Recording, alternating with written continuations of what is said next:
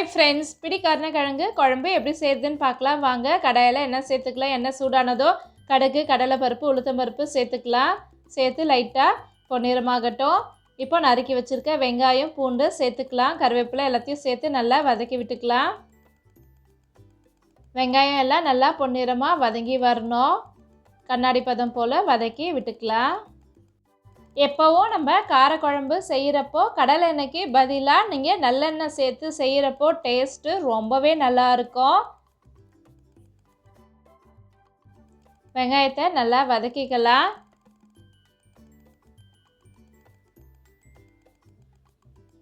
இப்போ இது கூடவே நறுக்கி வச்சுருக்க தக்காளியை சேர்த்துக்கலாம்.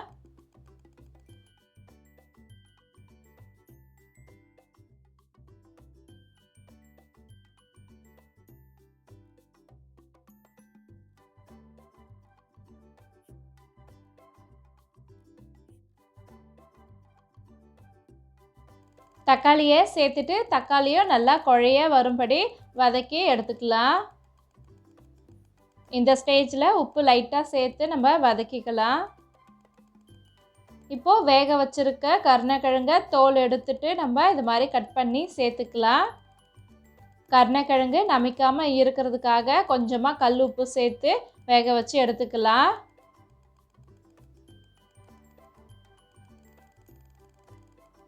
இப்போது அதையும் நல்லா மிக்ஸ் பண்ணி விட்டாச்சு. குழம்புக்கு தேவையான அளவு உப்பு சேர்த்துக்கலாம். ஏற்கனவே வதக்கிறப்ப கொஞ்சமாக உப்பு சேர்த்துருக்கோம். அதுக்கேற்ற மாதிரி அட்ஜஸ்ட் பண்ணி சேர்த்துக்கலாம். கூடவே மஞ்சள் தூள், மிளகாய்த்தூள், தனியாத்தூள் சேர்த்து நல்லா மிக்ஸ் பண்ணி விட்டுக்கலாம். பச்சை வாசம் போனதுக்கப்புறம் நம்ம தேவையான அளவு தண்ணி சேர்த்துக்கலாம். ஒரு எலுமிச்சை அளவு புளியை கரைச்சி எடுத்துக்கலாம். இப்போது தண்ணி தேவையான அளவு சேர்த்துக்கோங்க. ஏற்கனவே கருணக்கிழங்கை நம்ம வேக வச்சு தான் எடுத்துருக்கோம். அதனால் ரொம்ப நேரம் வேக வைக்கணுன்ற அவசியம் இல்லை. குழம்பு நல்லா கொதி வந்துடுச்சு.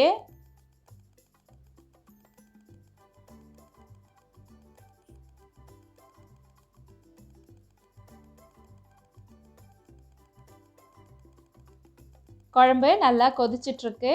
இப்போ நம்ம ஊற வச்சுருக்க புளி தண்ணியை சேர்த்துக்கலாம். அந்த திப்பியெல்லாம் எடுத்துட்டு தண்ணியை மட்டும் சேர்த்துக்கலாம். அதையும் சேர்த்து நல்லா கொதிக்க விட்டுடலாம். குழம்பு நல்லா கொதித்து திக்காக வரட்டும். டேஸ்டியான கருணக்கிழங்கு குழம்பு ரெடி ஆகிடுச்சு. சுட சுட சாதத்தோட கருணக்கிழங்கு குழம்பு சேர்த்து சாப்பிட்றப்போ டேஸ்ட்டு வேறு லெவலில் இருக்கும். நீங்கள் இது கூடவே அப்பளம், வத்தல் வச்சு சாப்பிட்டிங்கன்னா இன்னும் ரொம்பவே நல்லாயிருக்கும். இந்த ரெசிபியை நீங்களும் ட்ரை பண்ணி பார்த்துட்டு எப்படி இருக்குன்னு கமெண்ட்டில் சொல்லுங்கள். இந்த வீடியோ உங்களுக்கு பிடிச்சிருந்தால் லைக் பண்ணுங்கள், ஷேர் பண்ணுங்கள், கமெண்ட் பண்ணுங்கள். மறக்காமல் சப்ஸ்கிரைப் பண்ணுங்கள். Thank you, by by. நெக்ஸ்ட் வீடியோவில் பார்க்கலாம்.